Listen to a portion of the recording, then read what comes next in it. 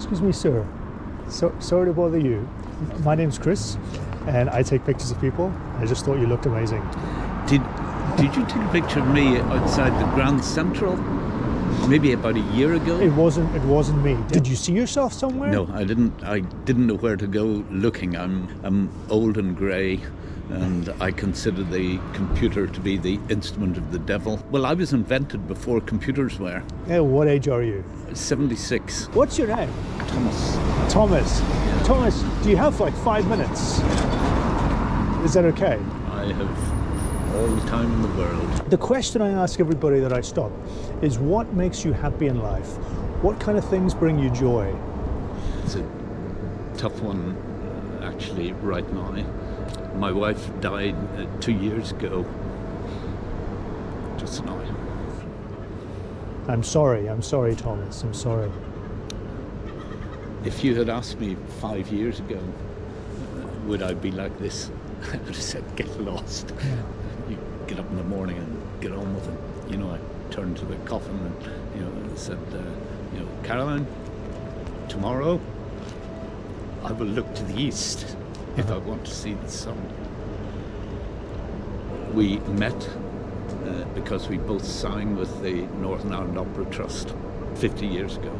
She and I were paired up on stage in The Bartered Bride. I rescued her from some lecherous old bollocks. When I say I rescued her, the thing was she came and sat on my lap to get away from this guy. What is the biggest piece of wisdom that you have picked up over the years? I believe you can achieve anything you want in your life if you get up early enough in the morning. When I was 40, I bought a farm, and I now had, probably upwards of 200 sheep. I had 25 cattle, I had chickens and turkeys and various things as well. It was my toy. I didn't employ anybody to do it. And, people say, how did you do all that? Your farm was a full-time job. Well, you get up early enough in the morning. The point is that I still live on the farm. That makes it very lonely. When I waken at 3 o'clock in the morning, all I can think is challenges and difficulties and so on. Would you recommend getting married, starting a family? I think if you are fortunate enough to fall in with somebody who is a bit like-minded, but not a carbon copy. I believe I was fortunate that and other people have not been as fortunate, The thing was, my father died when I was 3. He hadn't been ill. My mother talked about on Saturday night. They used to wash the car. And apparently my mother went out to wash the car. My father didn't ever come. And she came into the house and said, "No, why didn't you come with me?" Obviously, I have no memory of this, but I had just been told.